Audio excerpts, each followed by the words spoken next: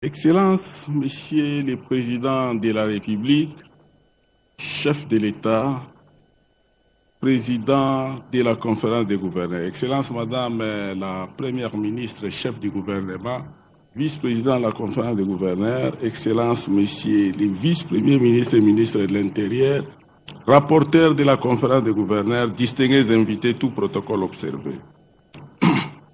Je voulais, dès la première entame de mon allocution, m'acquitter de la noble obligation, celle de remercier le chef de l'État qui a bien voulu convoquer cette conférence dans ma province. Excellence, Monsieur le Président de la République, profitant de mon message du haut de cette tribune, je voudrais présenter à votre intention et à tous les membres de la conférence le contexte actuel de ma province. En effet, une population estimée à 11 millions d'habitants, majoritairement rurale et dépendant de l'agriculture, pêche et élevage, est confrontée à plusieurs défis. Les défis sécuritaires, les défis socio-économiques, les défis du développement rural, les défis liés aux secteurs sociaux de base, les défis dans les secteurs des infrastructures, les défis dans le secteur de l'environnement et enfin, je vous présenterai quelques réalisations du gouvernement provincial. En ce qui concerne les défis sécuritaires, la situation sécuritaire dans l'ensemble est calme. Mais nous avons des menaces. Nous avons systématisé ces menaces. Ce sont les menaces potentielles et les menaces spécifiques. Les menaces spécifiques, il y a le phénomène Mobondo, il y a des poches sur la RN1, et sur les routes secondaires de Bukanga, Lonzo et de 316. La présence d'un nombre important de recrues FARDC, mais c'est surtout la poche. Donc vous partez d'ici, vous arrivez directement à Kwamutu et à la frontière avec le Congo-Brazzaville, et c'est très dangereux. C'est très dangereux parce que ça peut partir de là et venir directement ici. La situation socio-économique tourne autour de 3 secteurs. Le secteur agricole, pêche et élevage, et puis je parlerai un peu de finances publiques. En ce qui concerne le secteur agricole se fait de manière traditionnelle. La plus grande contrainte pour faire de l'agriculture dans notre province, c'est le mauvais état des routes. Excellence, Monsieur le gouverneur de province, Excellence, Monsieur le chef de l'État, Président de la République, la population du Kouilou sait que vous avez un bon cœur et vous êtes magnanime et vous demande d'instruire au gouvernement de la République de financer la réhabilitation des routes pour permettre l'approvisionnement des centres de consommation.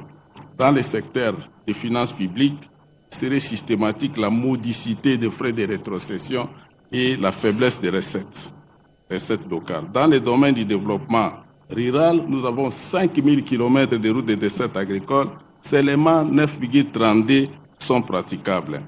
Dans les secteurs sociaux de base, là, ce sont les écoles, les centres de santé et l'hygiène. Les écoles, plus grand nombre des écoles en pisé, les centres de santé, un plus grand nombre des écoles aussi en pisé, plus grand nombre de centres de santé qui sont en pisé. En ce qui concerne l'hygiène publique, nous avons très peu de toilettes aménagées. Dans le domaine des infrastructures, l'état des routes est défectueux en général, et puis 90% des bâtiments administratifs sont vétustes. Les réalisations de votre gouvernement, il convient de vous signaler que notre gouvernement a été investi, ça fait seulement 8 mois, mais nous avons réalisé les chapiteaux que vous voulez, ça a été acheté par nous et par les recettes propres. La salle de réunion du Conseil des ministres a été réalisée par nous et par nos recettes propres. Et puis l'éclairage public, ça a été réalisé par nous, par nos recettes propres. Nous avons réhabilité les 2 maisons d'habitation, la maison du gouverneur et la maison du vice-gouverneur. Nous avons aussi fait le bétonnage. Dans le domaine de l'environnement, il y a plusieurs têtes d'érosion. Surtout dans la ville, 285 têtes d'érosion. Excellence, Monsieur le Président de la République. Pour terminer, la province du Kouilou soutient totalement la révision ou les changements de la Constitution. Parce que nous... Parce que nous estimons qu'aucune constitution n'est éternelle ou inamovible. Que vive la République démocratique du Congo, que vive la province du Kwilu, je vous remercie.